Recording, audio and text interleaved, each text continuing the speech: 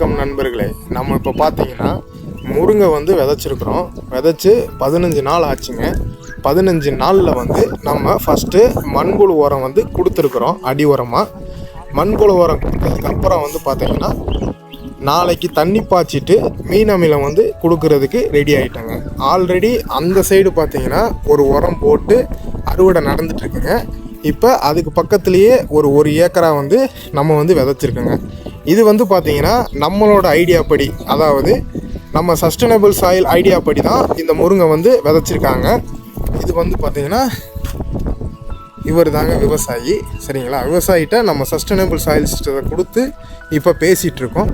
மறுபடியும் மீன் அமிலம் அதாவது யூஸ் பண்ணுறதுக்காக நாளைக்கு தண்ணி பாய்ச்சிட்டு மீன் அமிலம் யூஸ் பண்ணுறதுக்காக நம்ம வந்து இப்போ வந்து அவங்களுக்கு ஒரு அறிவுரை கொடுத்துட்ருக்கோங்க.